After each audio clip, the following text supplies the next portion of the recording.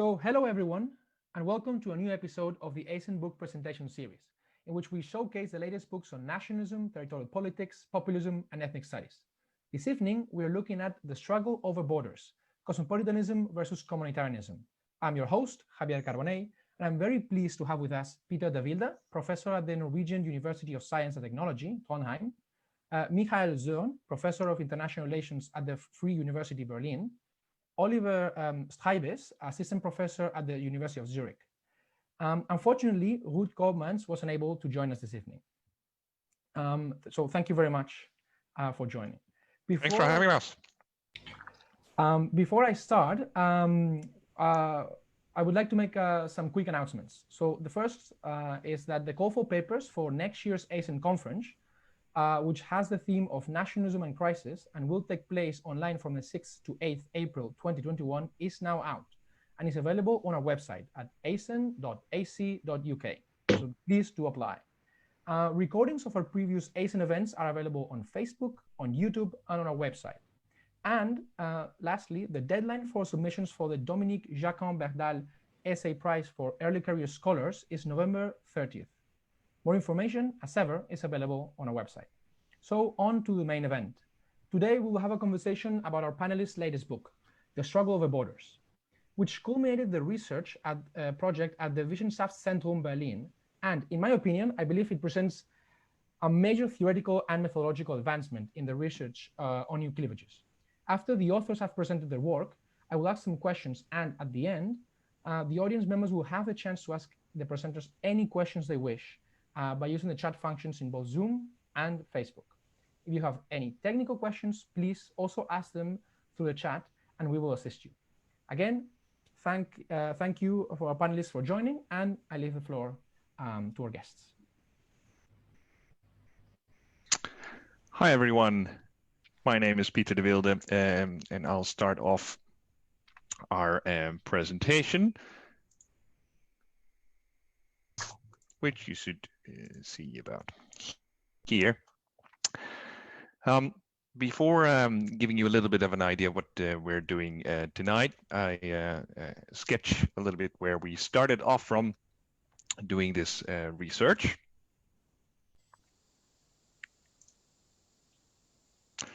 All right, so our observation was that there was an increasing discussion in various disciplines, actually in political science and sociology, about the emergence of a new cleavage, political cleavage, splitting societies in Western Europe, where we, with the argument that there are opponents and supporters of globalization. Now, the central argument in the literature, at least in our reading, was that the key issues that this cleavage evolves around are immigration. Should we welcome immigrants? What to expect in terms of integration once they're here? How liberal and welcoming should refugee policies be? And European integration around the European Union. Should we be a member of this international organization, emerging federal, quasi-federal system in Europe or not? And if we are a member, do we want it to become, do we want the EU institutions in Brussels and elsewhere to become more powerful, or do we want to take powers away from Brussels back to the nation states? The two sides here have been described with using various terminology.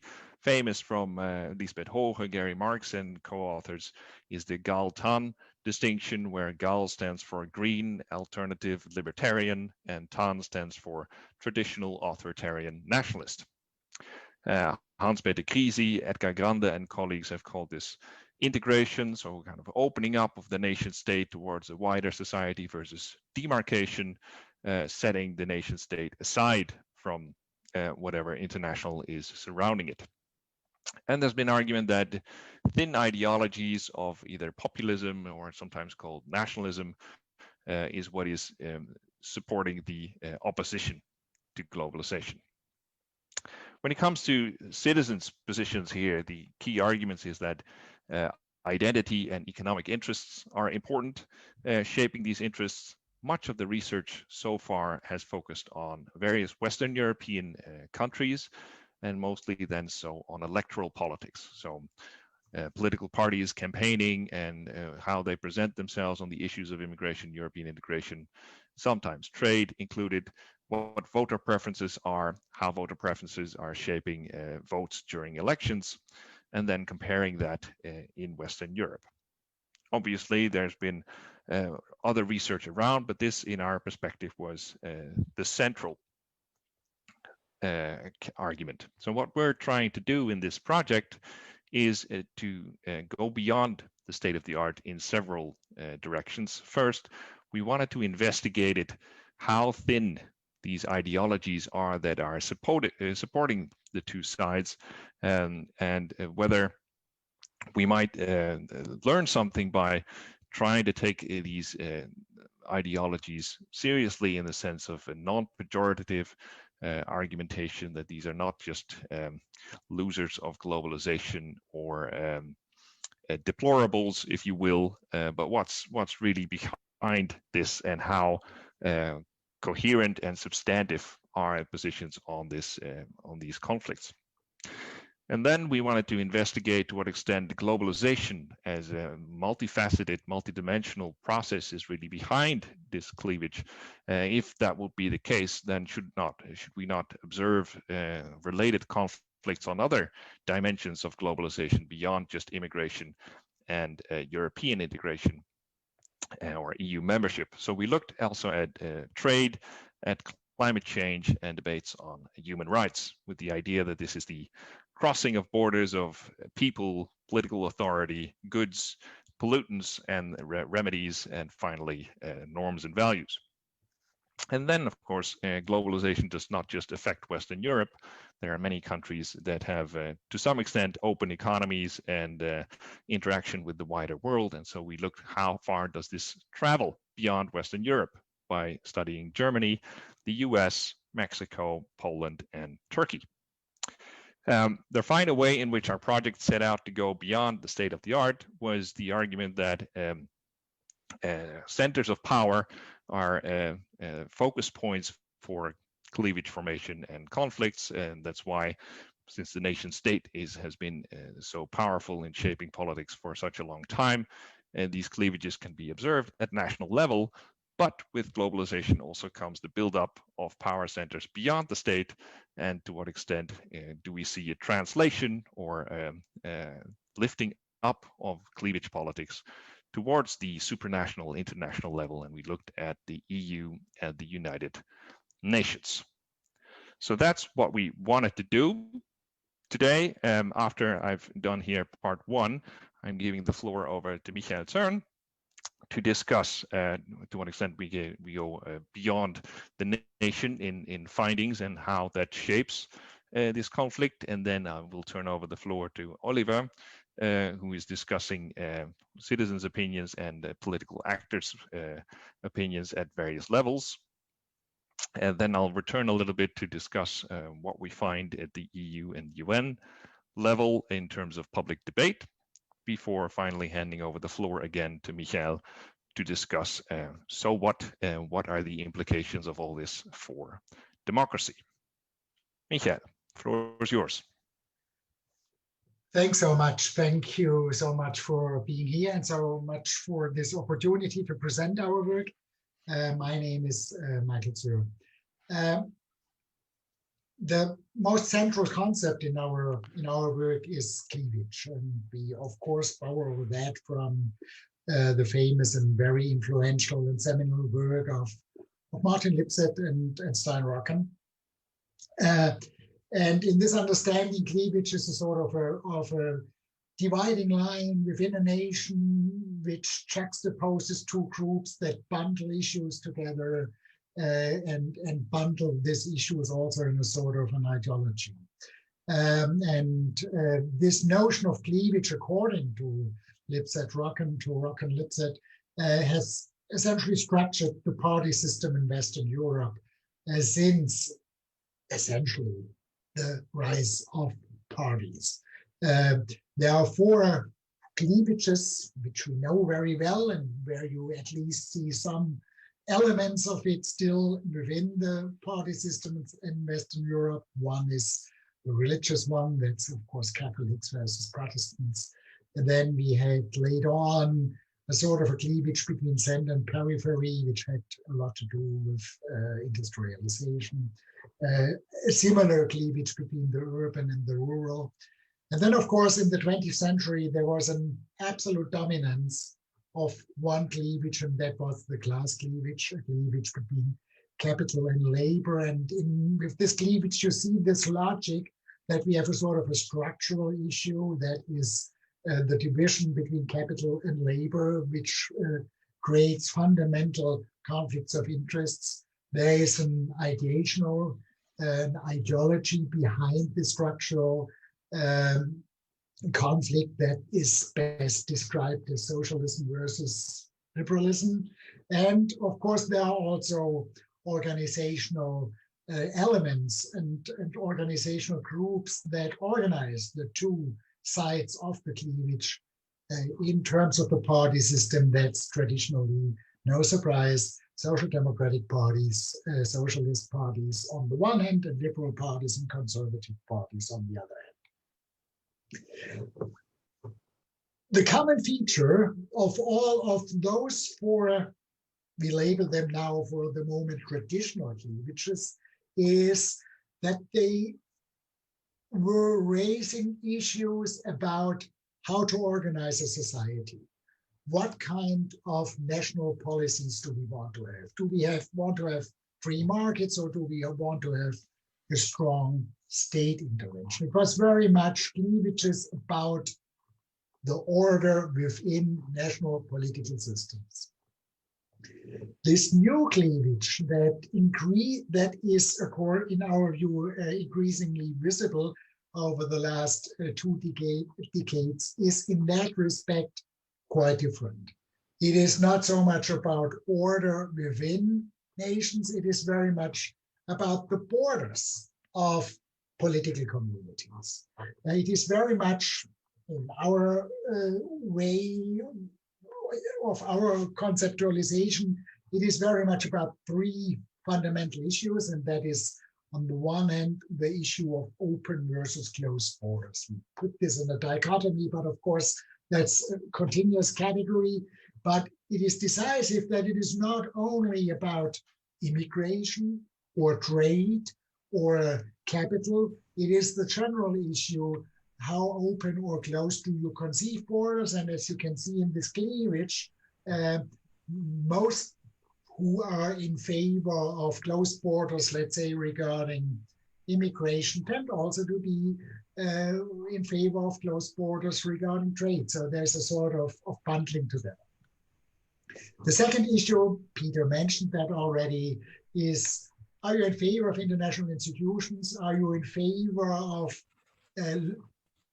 delegating some authority beyond the nation state, either to the EU, but to some extent also international institutions? Or do you emphasize popular sovereignty? That's the second issue. Again, it's essentially a question about the border. In this case, it is about borders of political communities. And the third one is also more about borders than about orders. It's more about the question who is in and who is out. And that is the question: are political groups in favor of cultural pluralism? Are they in favor even of multiculturalism? Or are they in favor of a strong will of the majority, and as it is so nicely labeled in my language, of a light culture, of a dominant culture that is essentially decisive for the thing. And here, of course, we have the issue exclusive versus exclusive. It's also to some extent about borders.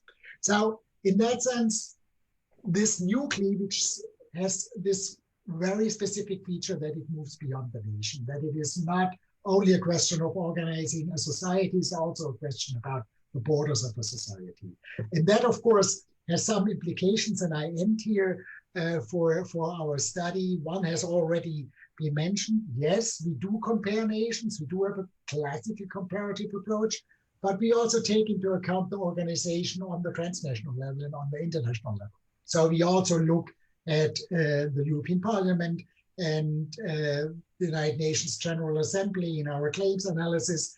But in the elite survey, we also have some secretariats of international organizations as part of the elite survey. So, I mean, in that sense, we compare nations, but we also go to the transnational level. And finally, as a last word, the fact that this is a struggle over borders and not a struggle over orders is one that also brings us to use a somewhat different terminology in order to describe the ideologies behind the two positions.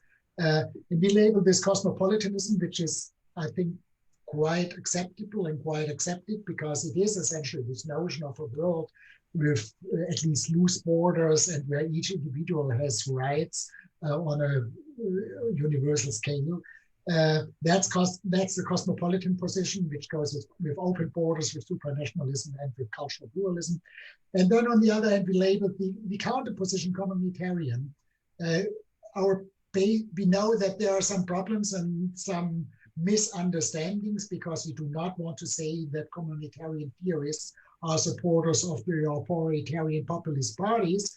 That's not our point, but the point is that this argument, you need to have first a community before you can have anything else. That is very much in relation to this counter position, which emphasizes the importance of borders, which emphasizes the importance of popular sovereignty and also for natural culture. Therefore, we label the new cleavage as one of cosmopolitanism versus communitarianism. Dot. Okay, thank you, Javier, also from my side, from having us here.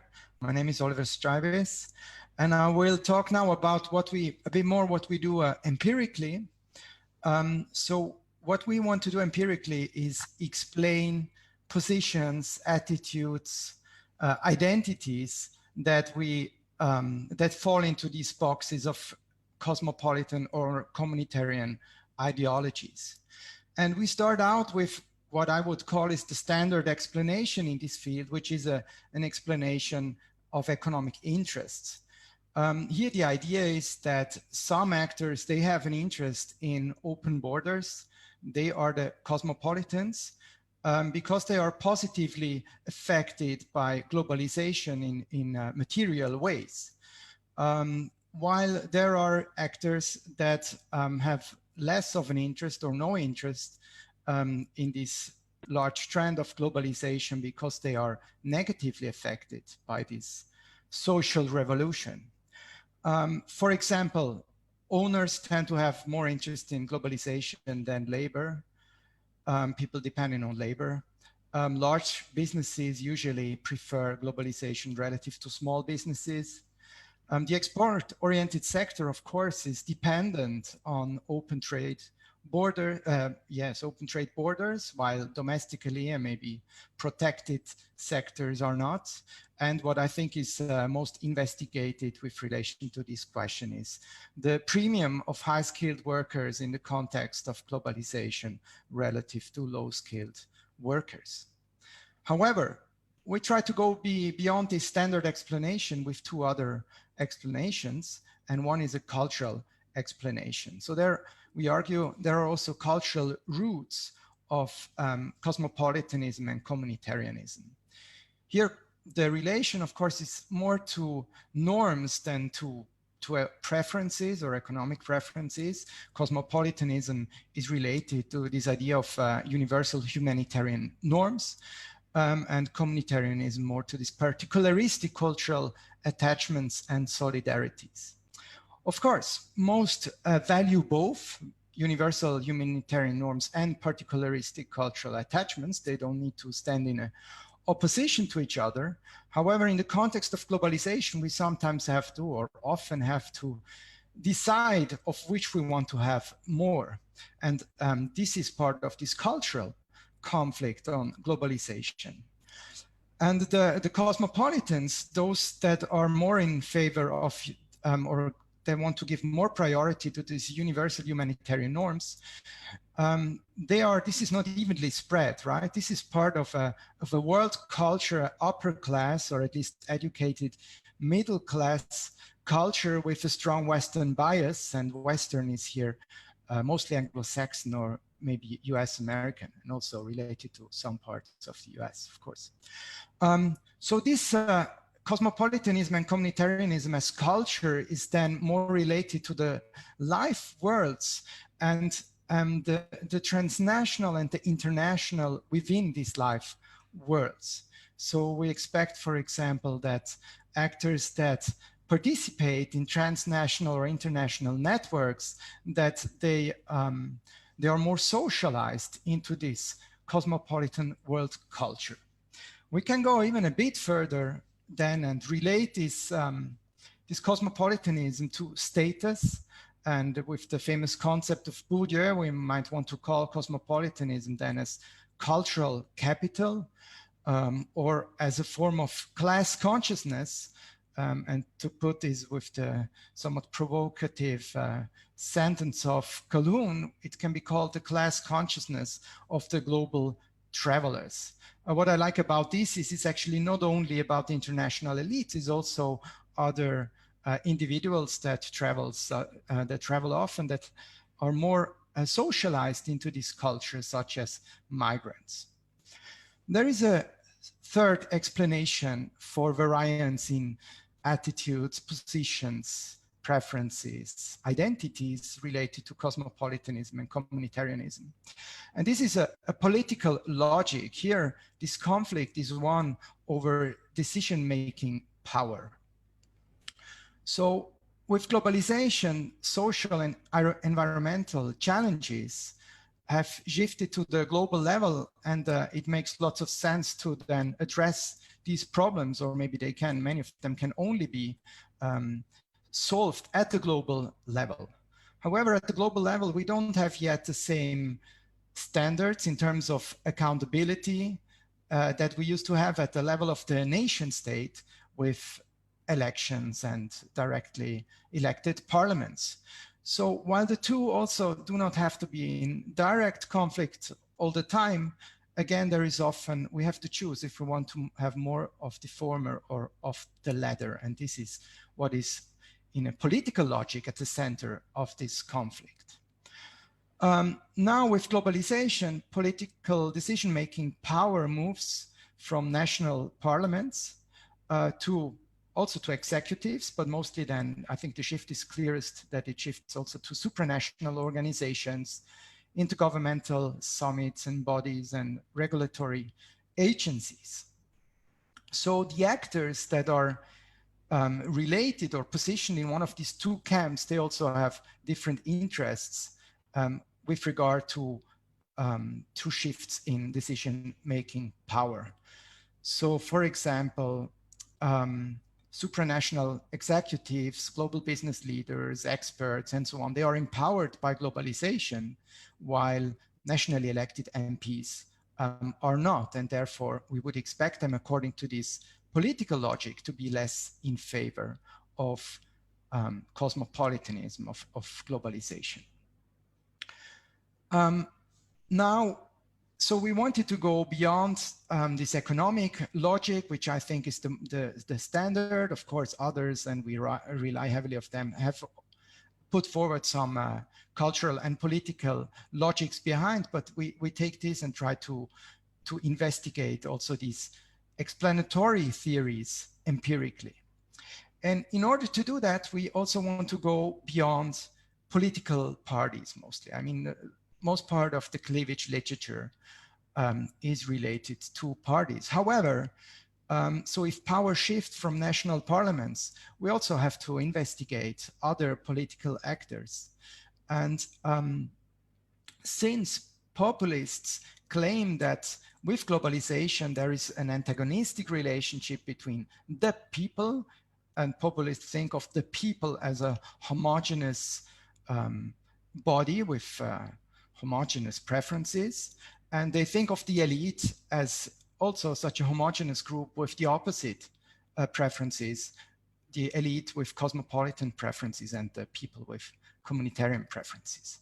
So here we want to investigate if populists have a point in that, if there is some reality behind this rhetoric, to what extent there is, and then of course, if yes, why? Right, so again, this is related to the globalization conflict, and we look here at immigration, trade, supranational integration, and climate change. We conceptualize elites as individuals who possess the resources to influence important political decisions, not only at the national level, but also at the supranational, the global level. We study elites, and this is basically the clue of our empirical analysis. We study elites with an original international elites survey in all 5 countries, plus at the European level, EU level, and the global level. And we investigate 12 different sectors, so not only politicians, but also, for example, elites in NGOs or in administration, the army, and so on. And we ask them the same question that were asked in mass surveys in these countries, and mostly in the World Value Survey. So then we compare the preferences of the elites with the preferences of the masses, because we ask them the same questions. And we did this on these four issues, and here is just one example. It's on supranational integration. If people have a preference for shifting decision-making power to the supranational integrations, so it follows mostly this political logic or not, and what we see is that elites are systematically more in favor of the cosmopolitan position here of shifting decision-making power to the supranational level. But we also see this for the other 3 items. So we do see clear signs of a gap in preferences between the elites and masses. But what we also see is that the masses is not homogeneous with their preferences. You can see here in the previous graph, but we can go on, no problem. You can see that there is variance at the level of the citizens, but there is less variance at the level of the elite. So to some extent, then we can maybe say, okay, the elites are more homogeneously cosmopolitan, but the mass publics, they are divided. So why are elites more cosmopolitan than mass publics? Again, we can go back to these 3 general explanations we've put forward. So economic incentives. Here we would mostly expect workers in industrialized countries to be least cosmopolitan, more communitarian, and this mostly on the issues of trade and immigration, which affect most directly their economic interests, or their perceived, that has a perceived effect on their interests. Second explanation or hypothesis is that cosmopolitan attitudes as identities and tastes should be socialized. It should be socialized maybe in family, at school, and it should also be diffused through elite networks. And this links to this idea of this cosmopolitanism as a world culture of an upper international Western upper class. Finally, according to the logics of political accountability, we would expect that those elites that are electorally accountable to this mass publics, they should be less cosmopolitan than the other elites, because they because the mass publics are less cosmopolitan. So if they are more cosmopolitan, they might not be elected, and they might, at least strategically, opt for a less cosmopolitan position.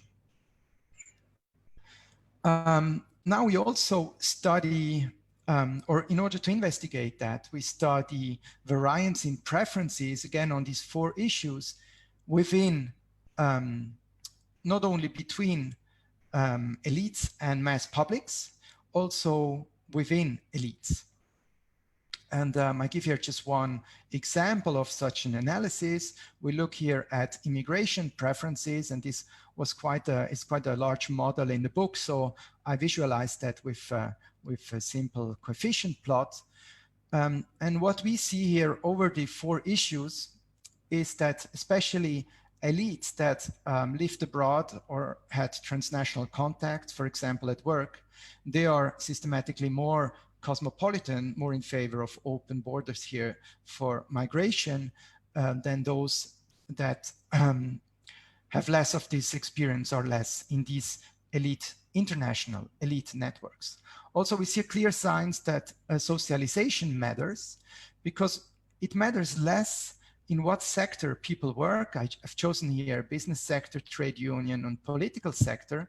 You would probably expect them to have different preferences on immigration if they would follow their material interests, but they are quite similar in their preferences, while what individual elite members studied, the discipline they have chosen, which comes clearly before the sector in which they work, has more of an effect. So this seems to be a selection process based on socialization. And we see, for example, the surprising thing that people that chose to study economics, elites that chose to study economics, they're less in favor of open migration borders, which goes against mainstream economic theory. So it's not the discipline they studied that impacted their preferences. It's the other way around.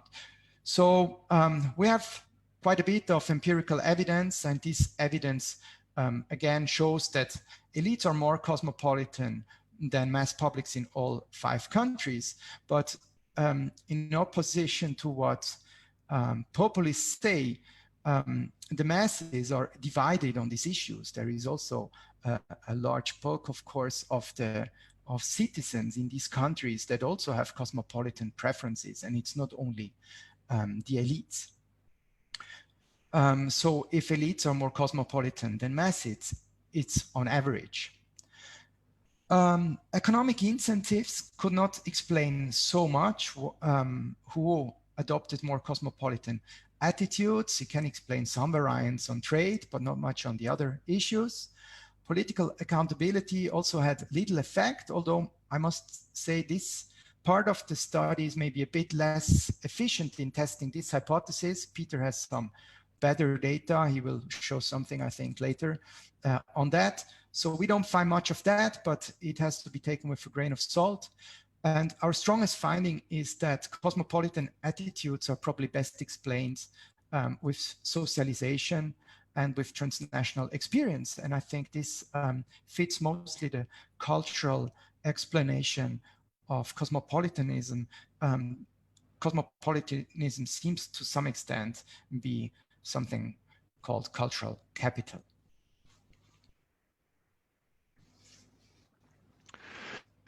Right, I'll take it up from there, Oliver, and move towards the extent to which we find evidence of an emerging globalization cleavage between cosmopolitans and communitarians beyond the state. So the argument here, and we draw on the original work by Stein Rokkan, is that key in the shaping of cleavages was center formation, nation-state formation in the 19th century.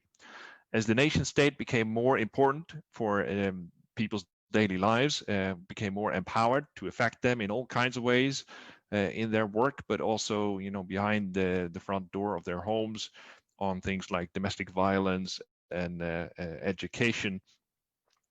It also became more sensible to organize at the national level to influence exactly those state and do what Michael has sketched, try to influence the order and shape the policies that the state was making.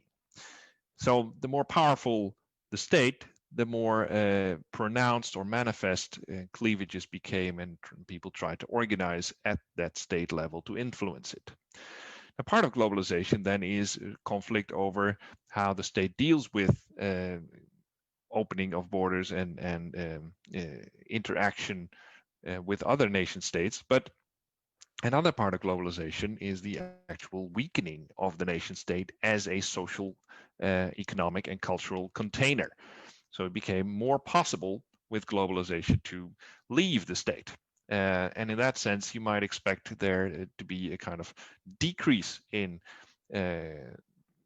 cleavage-related conflict because the state becomes less important. We all know, of course, the state is still very important despite globalization. It's not gone. And so don't be surprised, there's still conflict there. But part of the kind of weakening of the nation state came together with a new center formation at supranational level. So in Brussels, we've seen the buildup of what is now called the European Union, pretty powerful institutions, making regulations and affecting our daily lives in all kinds of detailed ways. In that sense, it makes sense that ideologies that have a perspective on how life should be organized realize that if they want to influence policy, they don't just need to be at the national level in Europe anymore. They need to be in Brussels and influence it there. It would make sense to organize at that level. To a lesser extent, but not absent, we might see a similar formation or process undergoing at the global level, with global governance institutions also playing a major role in shaping daily lives on all kinds of issues like trade and the environment. And to what extent do we see activities on from both sides of the cleavage at that level? So what we did then is an analysis of debates in the UN General Assembly and the European Parliament on the issues that we sketched: immigration, regional integration, trade, climate change, human rights, and try to plot, map where are different actors, how do they position themselves on these issues? Do they favor more openness of borders, more interaction cross-nationally, or do they favor argue for a closure and demarcation? And here is the plot. This is from chapter 6 in the book that we found from the UN General Assembly. And what you see here are a couple of black dots with small C's behind them. They are the closure poles of issues. So you see on the top these CCC, this is the argument against climate change, and then on the left you see the TC stands for advocating closure on trade, and the migration opposition, regional integration, closure, and human rights closure are the others, in a kind of concentric circle around the center where you see a lot of open white dots. These are individual countries. And the other black dots, which are the pro-integration poles. How do you interpret this? Well, first of all, the argument on the pro-cosmopolitan side for opening up is more coherent. States that present themselves in the General Assembly to advocate in favor of migration tend to also be the same states that advocate opening up in terms of trade and imposing or enforcing human rights across the globe. Whereas opposition is more dispersed. States that are against human rights enforcement across the globe do not necessarily also oppose migration and free trade, and vice versa. And there is some conflict over trade, but for the rest, there isn't really that much debate, and it's not systematic in the sense that there are clear aspects of different states where they are positioned. I've plotted here the OECD, so the Western world countries, G77, that's the developing states, and CIS is basically the former Soviet world. They're not really that far apart. It is not a clear conflict between groups of countries in that sense. So why don't we find a clear opposition to globalization here, and why is it not that coherent? I'll come back to in a second, before or after discussing what we found in the European Parliament. Now here, another graph from the book, chapter 6, is the same kind of analysis as I just presented for the UN General Assembly, but now for European Parliament debates. So here we see a picture that is more reminiscent of what we've known from the national level, namely that conflicts over globalization tend to be two-dimensional. There's one conflict about economic globalization centering around trade, where you see on the left in the middle of this graph the TC, the closure on trade pole, and on the right the TO, the opening up on trade pole, in a more or less horizontal line. And the vertical line depicts is centered around migration and regional integration and climate change. And what you see here, again, the bigger dots are the party groups in the European Parliament, is that there's a clear dominance of cosmopolitan voices mostly on the cultural dimension, with most party groups, the Greens and the Social Democrats and the Liberals at the kind of cosmopolitan extreme. Not too far away are the Socialists on the left and the EPP Conservative Party group. But quite far down, we see here the EFDD. These are the far-right populists and nationalists in their previous incarnation, clearly opposing migration, the EU, or further integration itself, and skeptic on climate change, clearly distancing themselves from the pro-cosmopolitan side. So, how can we explain the difference between what we found in the UN General Assembly and in the European Parliament? And well, that's only preliminary argument here, but we argue that first of all, a key difference between these two forums is that the European Parliament is directly elected, whereas delegates in the UN General Assembly are appointed by member governments. So it's a further chain of accountability, which also creates more freedom for these delegates to deviate from public opinion. They won't be published or punished for it. And the second argument that we make is that the European Parliament has a component of proportional representation. So from each member state of the EU, there are multiple members of the European Parliament sent to Strasbourg and Brussels to participate in the European Parliament. And that allows for smaller parties, which tend to at some point have more communitarian voices, to also send their delegates, and not just the biggest mainstream parties that are most prominent in government, to send delegates. So our argument here, then, if you follow through, is that democratizing global governance in the sense of increasing or enabling elections and more proportional representation is likely to bring stronger communitarian voices to the international level. At some point, advocates of cosmopolitan democracy, so a kind of multi-level world government, might have to face a choice between either cosmopolitan global governance or democratic global governance. Michael.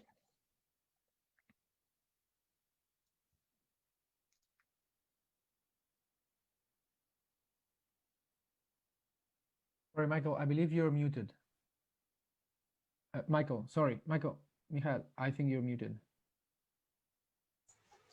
Yeah, I was still impressed by Peter's final sentence, and I'm still thinking about it. But I'm trying to close the circle here and essentially come back to orders. I mean, the conflicts and positions that Peter and Oliver described very well, they point to something that we labeled in the title of this book, Struggle Over Borders. And indeed, the struggle is to a significant extent about borders. But the whole point is that it has implications for the most fundamental question of order. And that is, as Peter has just pointed out with his final remark, the issue of democracy. It seems to be that this cleavage is built on two different notions of democracy, but both of those versions of democracy are deficient. And that makes the sort of conflicts, this cleavage that we currently see, and we see it, I think, currently most clearly in the United States, that this cleavage increasingly translates into a cleavage about democracy and what is democracy about. And the reason essentially is that on the one hand, if we take the communitarian position, or let's put it now, the national position, that national democracy, of course, can build on experience, and it can build on institutions that work.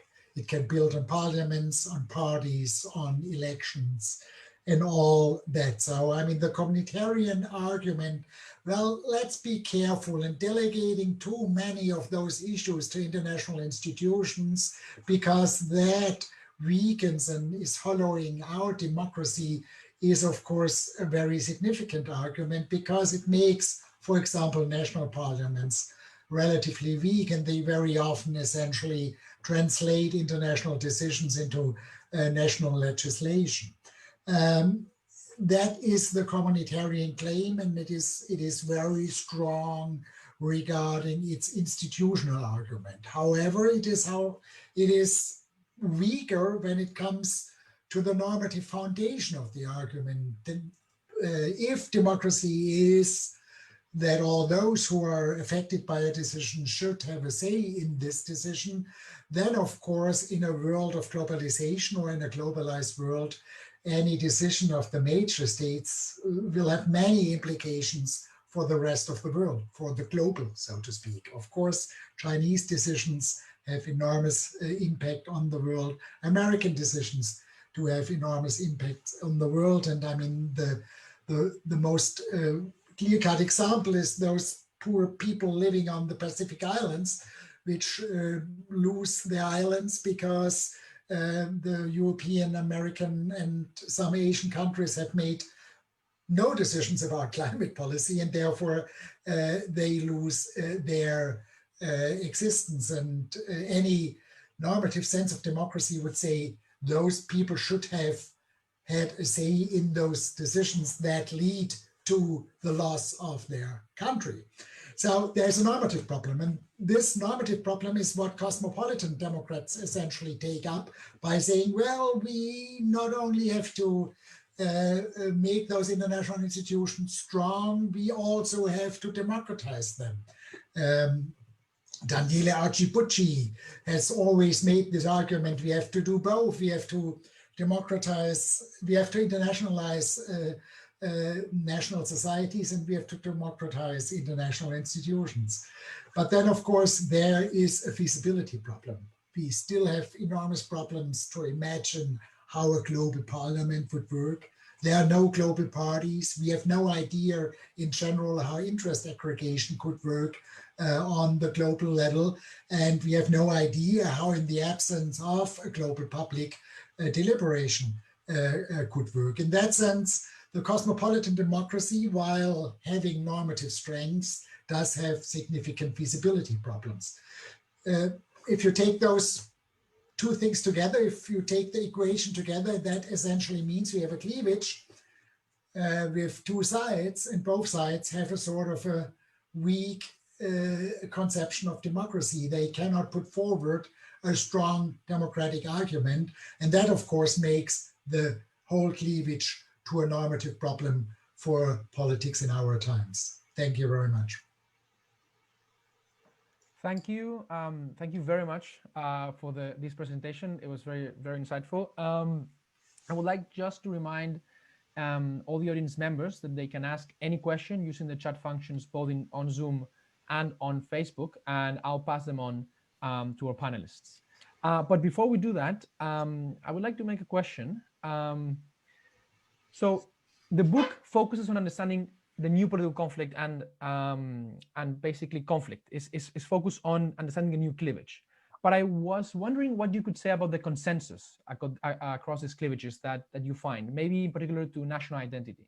So on the one side, with the claims, you find that the globalist coalition, the Cosmopolitan coalition, is dominant.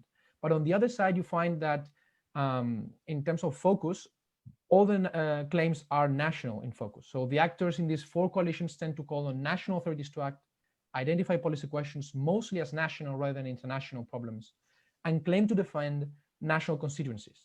So my question as a scholar on nationalism would be, if one, in fact, with your data, could argue that debates or the new cleavage is articulated more or less between nationalism, not so much between cosmopolitanism and communitarianism, but within different forms of nationalism, more open, more closed, more liberal, more illiberal. But that in the end, the nation state or the basic tenets of nationalism are not really called the question, or we can see a broad consensus among these between at least the political actors. I was wondering what you thought about that. Yeah, if I can take that question, because you also referred to our analysis of public debates and components of the claims that people make in those debates, which to many extent indeed refer to the nation state. So those that advocate opening up the nation state would say that's best for the nation state, right? They're not saying this is best for the world. They're often addressing other national level actors. So I largely agree with your characterization that this is a debate about opening up the state, yes or no, but there's still a very strong dominant common reference point about the existence of that state. I think it's maybe even most prominent, and then I go a little bit beyond the book, in the debate on Brexit, right? And where we've seen in the UK a very strong polarization between Remain and Leave. But if you study the debates, there is also from the Remain side, there isn't the argument that we should stay in, or we should rejoin or have as close an association as possible with the EU because that's good for Europe, because that's good for the EU. No, that's good for Britain, right? All the reference point is the same. It's the debate about what is good for Britain, and some say, well, we should remain members, and others say we should leave. So in that sense, I was also struck in doing this research about how dominant still as a frame of reference the nation state remains. Okay, thank you very much for your answer. My second and last question, and then we'll open the floor to the audience, is I would like to ask you about the driving force of the new cleavage, so globalization. So most of your data runs from 2007, 2005 to 2011. And I would like to know, how do you think this globalization cleavage has been played out after that? So over the past decade, because it clearly seems that it has intensified. However, at least a couple of months ago, there was a lot of discussion on maybe globalization receding, in part due to factors previous to the pandemic, in part because of it. So I was wondering, how would you see the globalization cleavage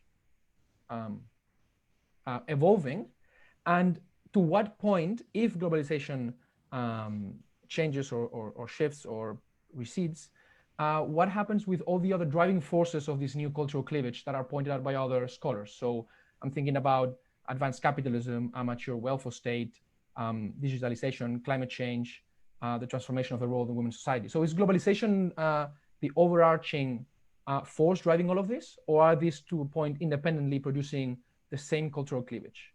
And yeah, how would this evolve after your, what do you think, how it evolved after your data? If I may, or Oliver, I mean,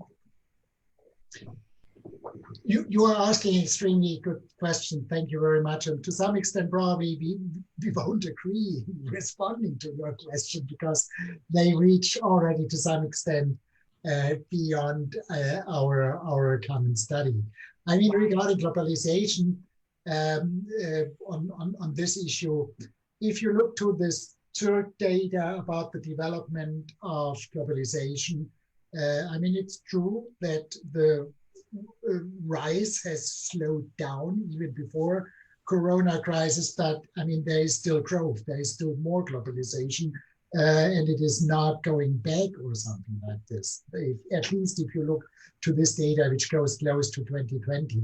And that, of course, raises the question, what will Corona do with globalization? And there are, of course, different positions, and many people begin to think, is this the end of globalization? Will people finally realize that they want to have some things closer to home and not produced in China or whatsoever?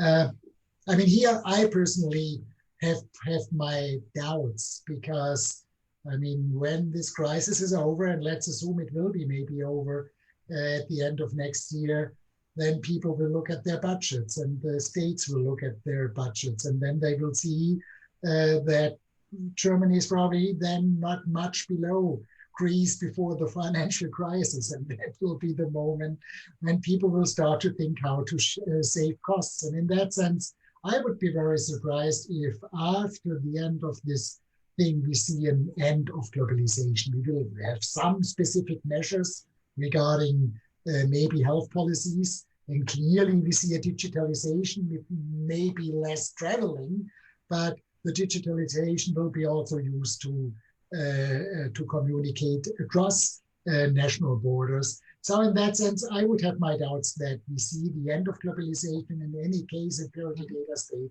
tells us that it didn't stop in the years between 2010 and 2020. And if I may add one point to Peter, I mean, I personally still would argue it depends a lot on the issue, right? I mean, with respect to Brexit, Peter is completely right because that was a national decision. But I mean, when we talk about what needs the EU to do in the Corona crisis, I think there's quite a lot of talk about what is good for Europe. If it comes to the debate whether climate policy should be decided on the global level or on the national level, the cleavage is reproduced. And if it comes to the question whether we should have trade regulated by international institutions or by national institutions, the cleavage is reproduced. So, I mean, I think there are some cases where we have sort of agreement that that the debate takes place on the global level. I would agree with Peter, it's the minority of the issues. And probably the majority of the issues is on the level of the nation state, but there are a significant amount of issues where the cleavage is essentially about this issue.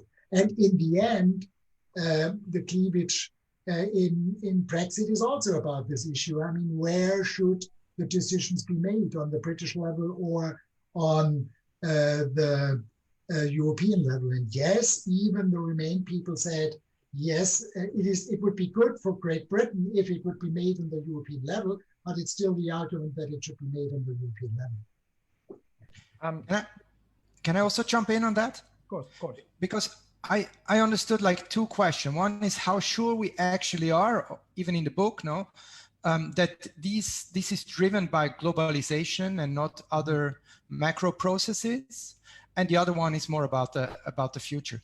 So I want to answer also on the first question, and we elaborated on that with Bernhard Wessels, and we looked at globalization indicators and how they would affect the attitudes of specific individuals of which we would expect that they are most affected.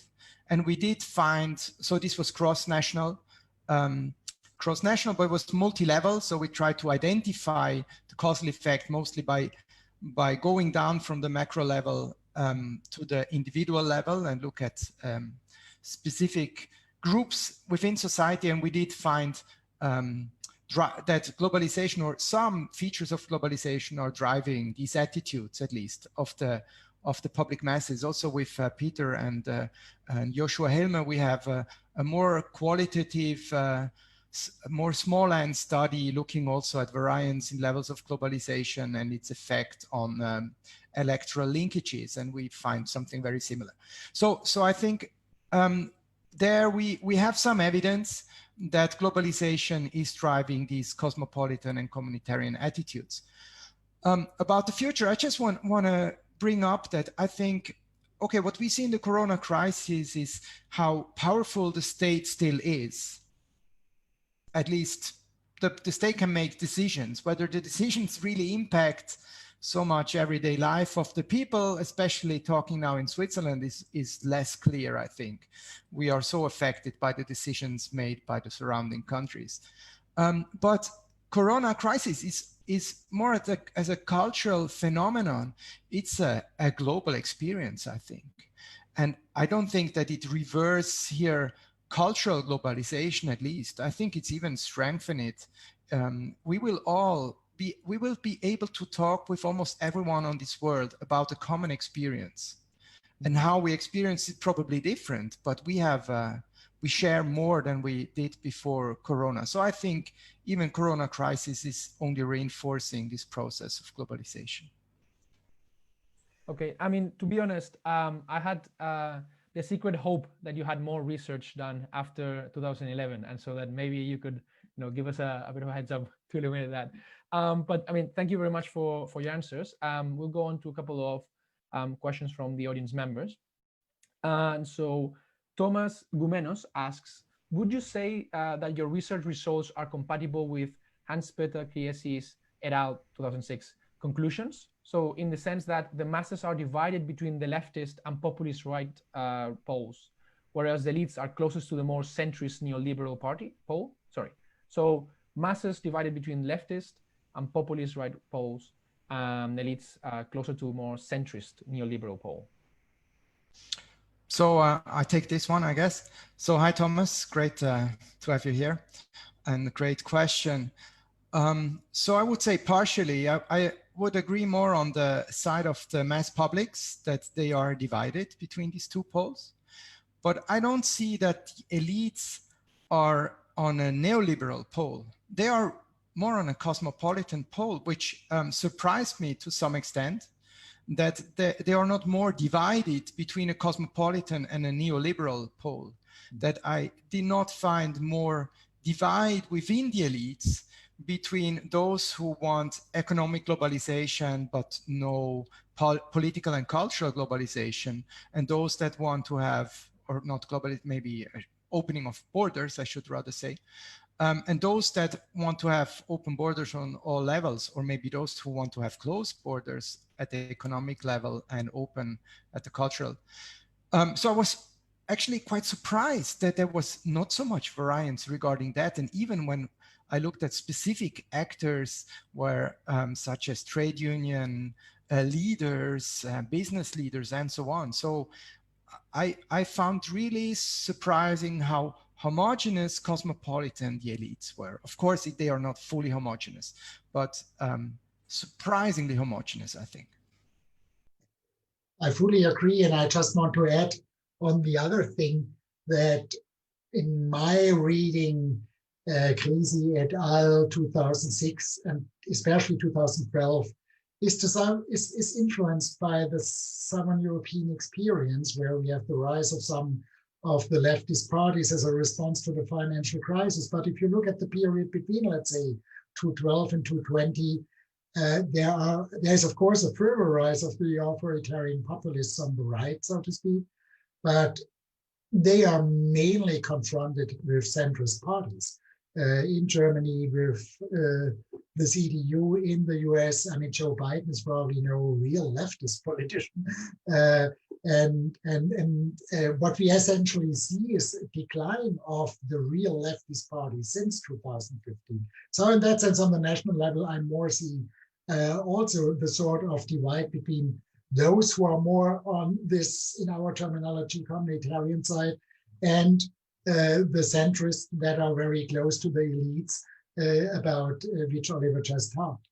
So where are the leftists? I would ask Hans-Peter and Edgar.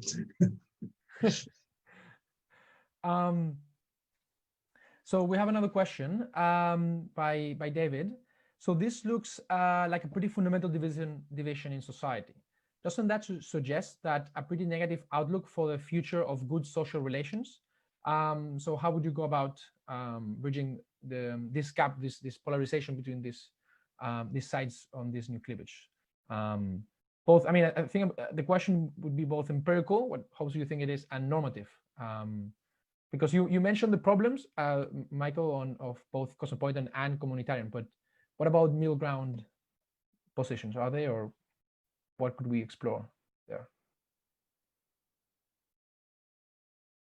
Peter, if you want, you can go first, because I can start off. I can give you some time, because I wanted to say something about what I think is a major change between the time that we did the analysis and more recent developments is coming to power of some more anti-globalist or communitarian forces, for example, in the US, in the UK, and in Poland. And the polarization dynamic that this creates, in the sense that, and I'm now advertising Michael's latest special issue, a kind of cosmopolitan backlash right? So we had communitarian backlash when the governments were pushing a globalist agenda. When you get governments pushing a communitarian agenda, you get a cosmopolitan backlash. I mean, the pro-European movement has never been as powerful as it has been in post-Brexit, the UK. So there's this kind of, dialectic going on in that sense, and the extent to which sides mobilize and radicalize depends on where the government is pushing. But I think a common misconception about the literature on cleavages on the one hand and public debate on the other hand is that for a political cleavage to exist doesn't necessarily mean that everything in politics is all of a sudden organized around this one dimension of conflict, and that everybody is in one of the two camps and the middle is completely depleted. That would be an over-exaggeration, or the nice kind of black and white stories that make it in the media, but that cleavage literature doesn't presume. So the argument that there is a cleavage or a cleavage in the making should not be lifted to the level that all of a sudden everything is organized along one dimension and everybody is either a cosmopolitan or a communitarian. That would be an over-exaggeration. And what I think we map in the book is there's still a lot of jockeying around, right? The people are positioning themselves and there's movement there. And it depends also on what is current in the particular political situation.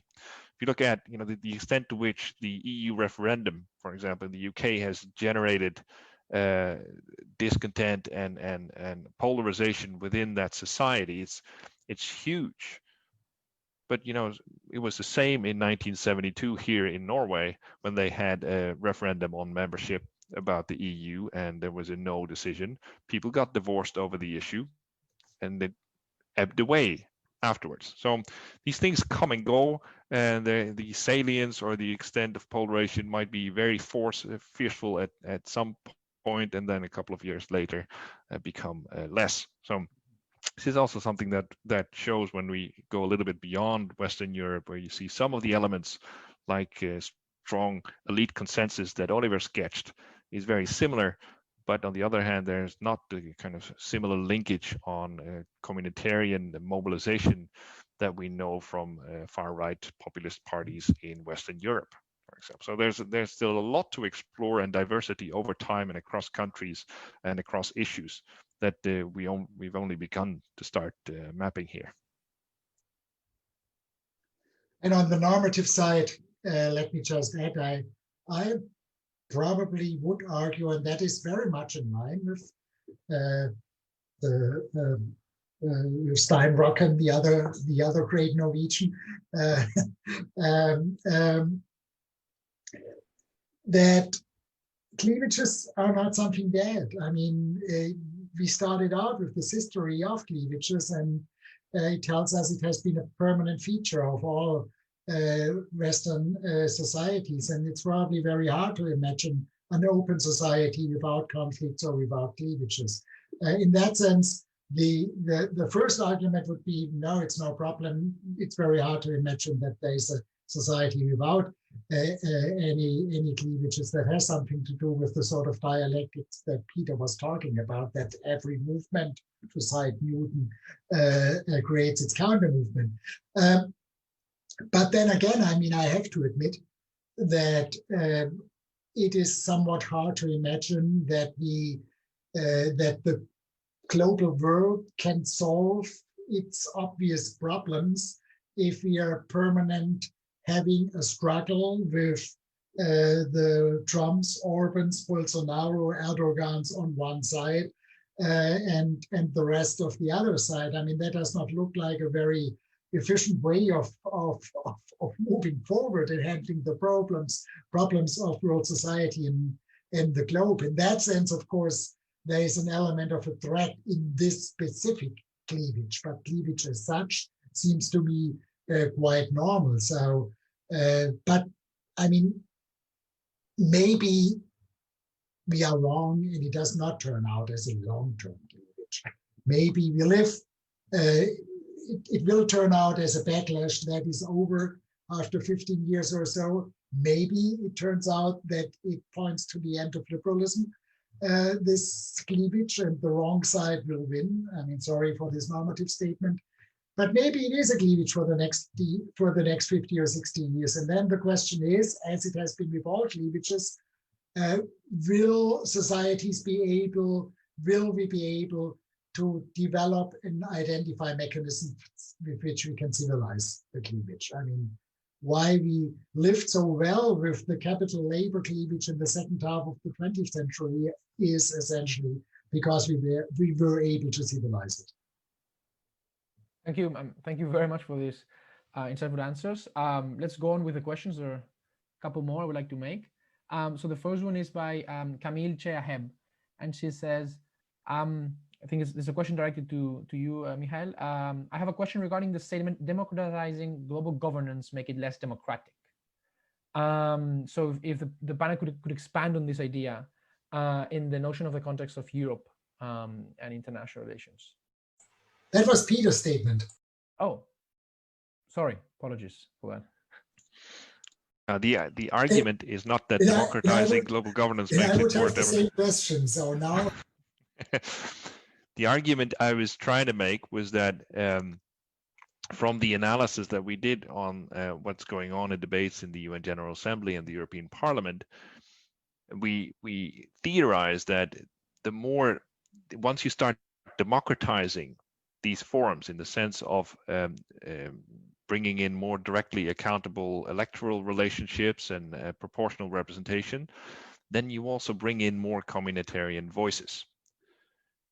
So if you argue for, we should build up a cosmopolitan democracy in the sense of a more directly accountable global governance system that then starts pushing for human rights and climate protection and refugee rights, then you might have to face a choice whether you want to democratize the institutions through creating more electoral accountability and proportional representation, or push human rights across the globe and strong policies against climate change and liberal refugee policy. Because once you start democratizing and you open up these institutions, you will get more communitarian voices inside, and they will start blocking the cosmopolitan policies that you might want to advocate there. Of course, this requires a lot of more logic. If you open up this institution and you bring in the voices, do they actually have the policy influence to change policies at those levels? That's quite some logic to go to, and we have a limited number of international institutions that we can possibly study and do this kind of analysis on, and we can't do the counterfactual. All these kinds of caveats need to be made, but that's the theory that we develop for how we can explain the difference that we find in the European Parliament debates from the UN General Assembly debates. This is democracy versus cosmopolitan policies. That's the trade-off I tried to sketch. Perfect. Thank you very much.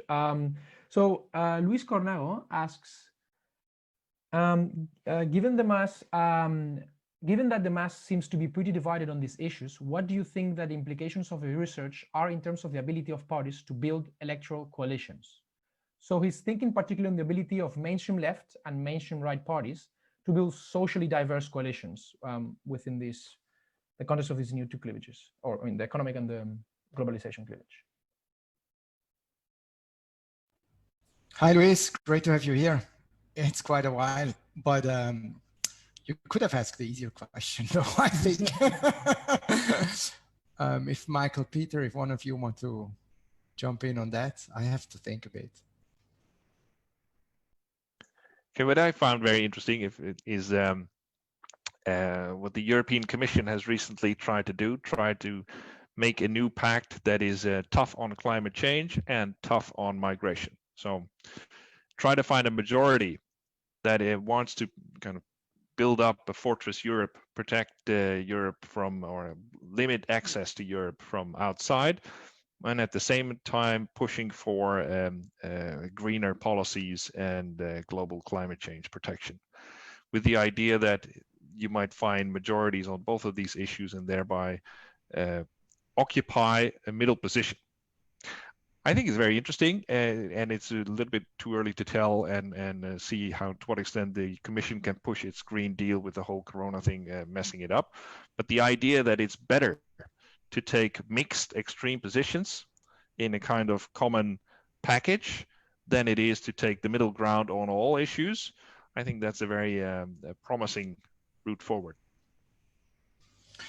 But maybe now I also have an answer, which is, I think what we also have seen basically since we did the analysis in the book, which is a few years ago, is that in many countries, the right populists are not growing anymore. And that in some countries like Cordon Sanitaire against them has actually worked pretty well. So maybe they are not growing, at least everywhere, so large and so quick that these centrist, center-left coalitions are not working anymore. They might be, in many countries, seems that social democrats lose electorally, but they don't lose to the right populists so much as we thought in the beginning, I think. They start to lose to the most cosmopolitans, to the Greens, which would not be a tremendous shift in many countries, I think. So maybe I'm a bit more optimistic about that the current coalitions can work still for a while. I'm fully on Oliver's side, but let me just add one aspect.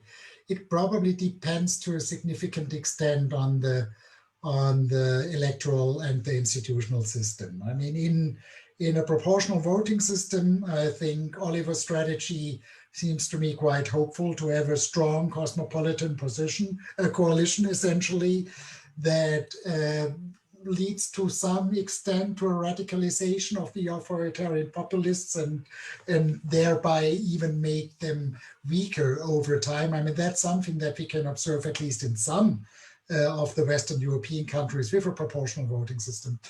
If you have a majoritarian system, things seem to, or a presidential majoritarian system, things look a little bit different, because there very often the authoritarian populists have captured one of the two major parties, and there we have much more of this 50-50 situation leading to a polarization of society. So I mean, in principle, I agree with Oliver, but that's probably mostly true for proportional systems and less so for majoritarian systems.